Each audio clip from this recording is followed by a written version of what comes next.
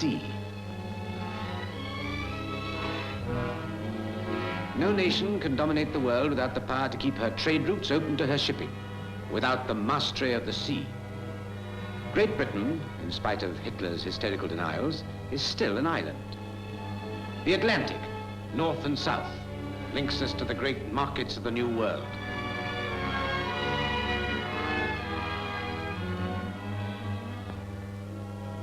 The Pacific joins the great dominion of Canada to Australia and New Zealand.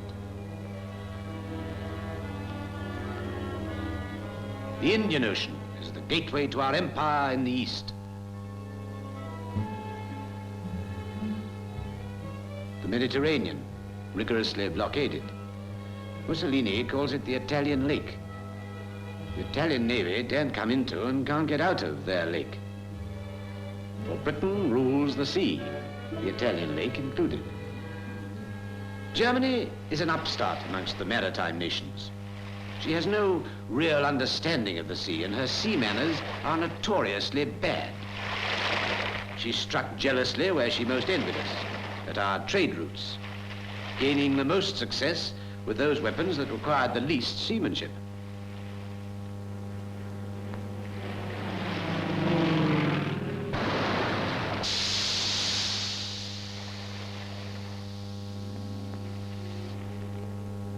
Here are some of the early victims.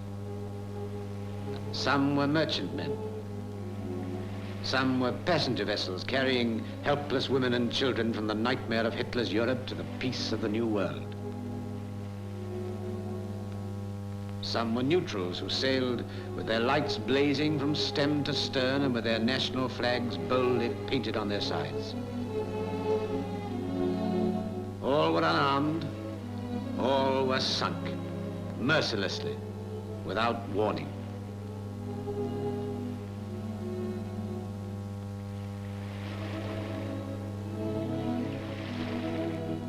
The neutrals vainly believed that Hitler would respect their neutrality and the agreements of international law to which he had pledged his word. Believing this, they had refused the protection of the British Navy.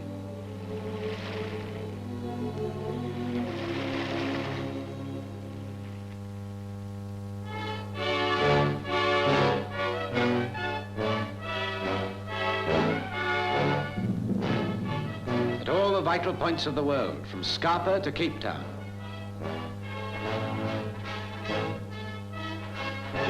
from Singapore to Bermuda, the British Navy, the greatest in the world, is the guarantee of freedom.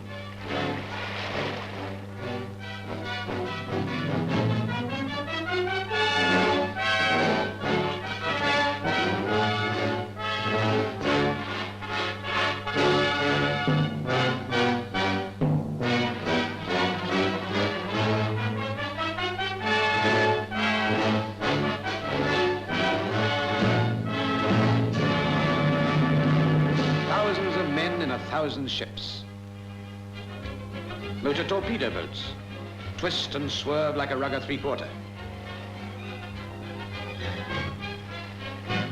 Submarines, the branch of the service known in the Navy as the trade. They don't attack unarmed merchantmen, but enemy warships. Planes of the Coastal Command, cooperating with seagoing aircraft carriers.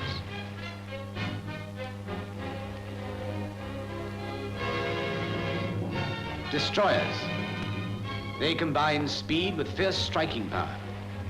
Equipped with a famous submarine detecting device, their depth charges are wreaking havoc amongst enemy underwater craft.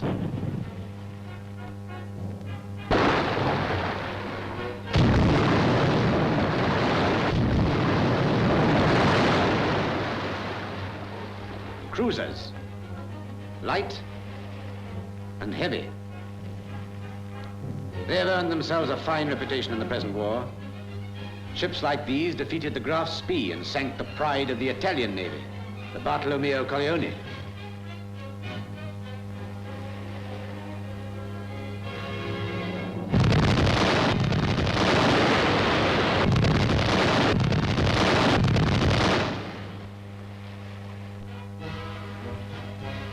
Men such as these raided the Altmark, took the Hardy into Narvik, and performed the miracle of Dunkirk.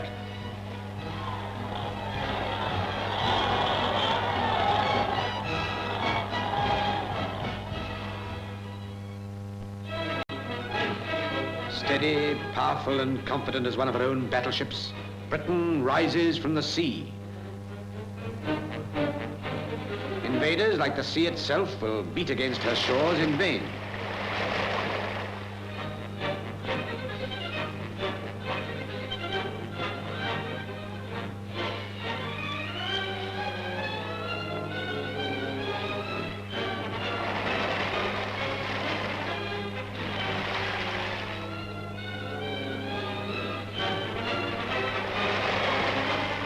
Britain is a fortress equipped for defense and attack. She is not beleaguered.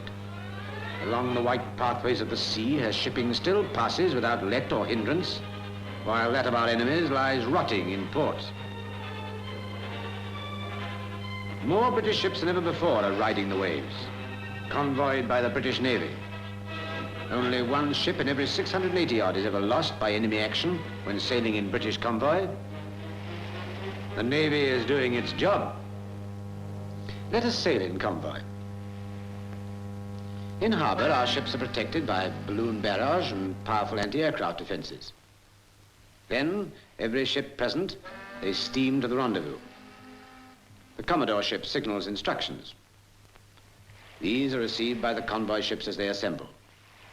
They pass from the protection of the balloon barrage to that of the aircraft of the Coastal Command.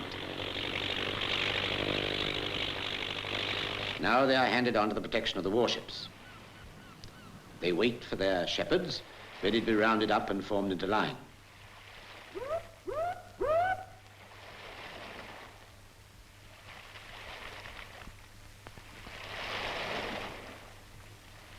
At last, the leading cruiser makes a signal giving them the position and course.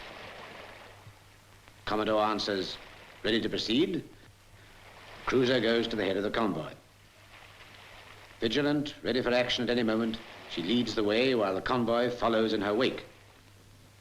Tramps, liners, cargo boats, ships big and small, British and neutral.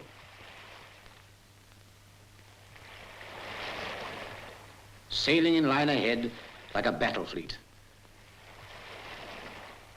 Tub and crack liner keeping position as if to the manner born. They steer a zigzag course, one leg to starboard, one to port, making themselves a difficult target for lurking submarines. Never for a moment are they without protection. The escort is silent and vigilant. All signals are visual, made either by lamp or flag. No wireless signals are made, as these might be picked up by the enemy and reveal the convoy's position to raiders at sea or in the air. Depth charges await the U-boats. Paravanes deal with the mines.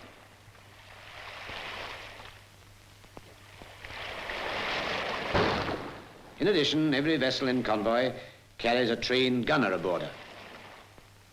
Night and day, a constant watch is kept.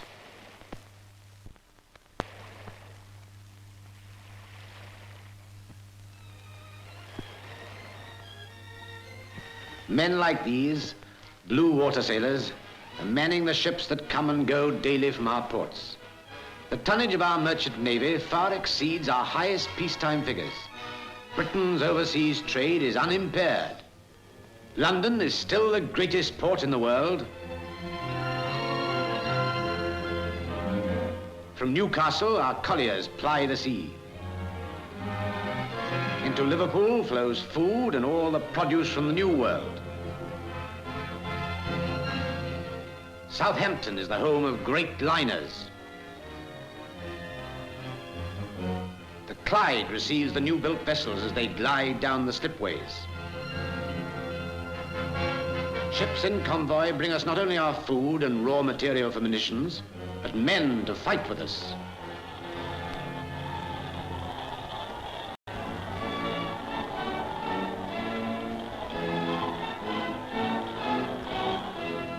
Canadians,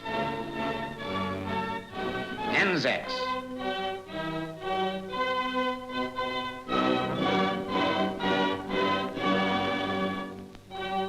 all the great army of these incomparable soldiers were brought from the Dominions without the loss of a single life. The convoy we saw set out has had an uneventful voyage. Signals pass between the cruiser and the Commodore ship. Pennant 29, hello. We enter harbor tonight, before the pubs shut. You'll be just in time to have one. Right. We'll make them doubles. But a lot can happen between opening time and closing time. German aircraft leave the Dutch coast.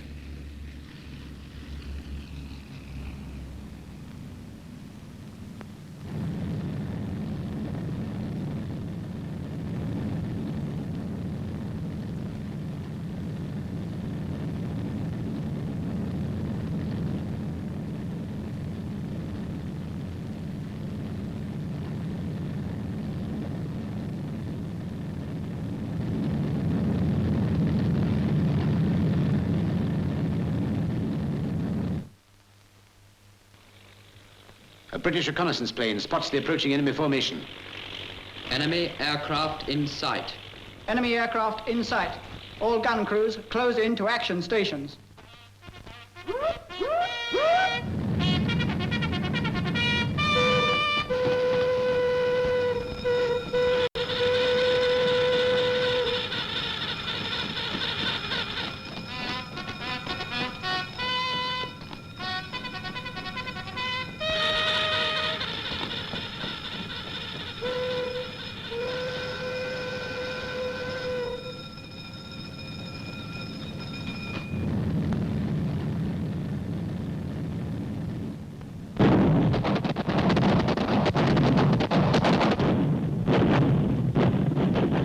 HMS Grebe to aircraft carrier Aquila. Enemy aircraft attacking. My position 48 degrees north.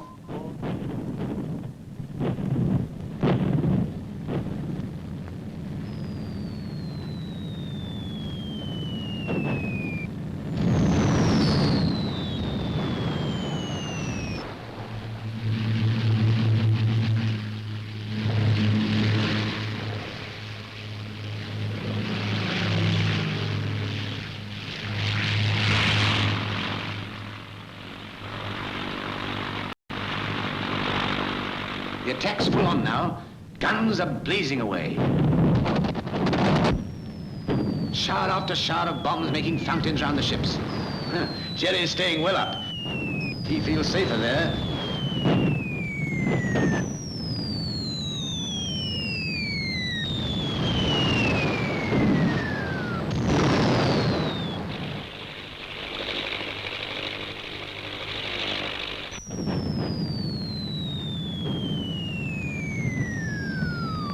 Nearer the mark now.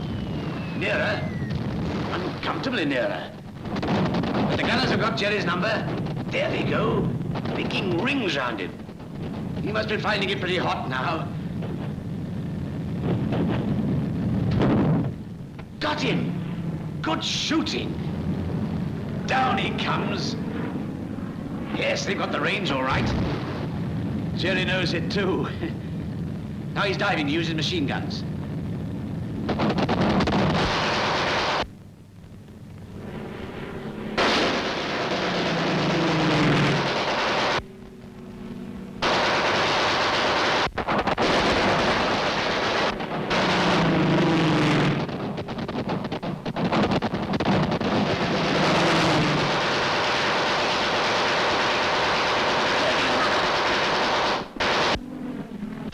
My word, what shooting. And here comes the Fleet Air Arm.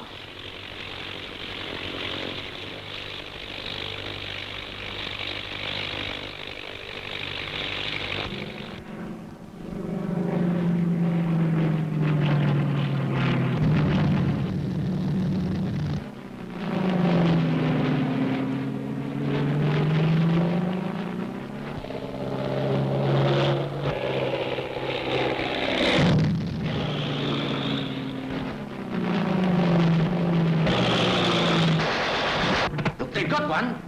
Quick work. The bombers don't like this a bit. Oh, not a little bit. They're turning away. Yes, they're off. They've remembered a date with an ersatz hamburger. They're steering for home now. Hell for leather. There's one more that won't make it. Well done, the Fleet Air Arm.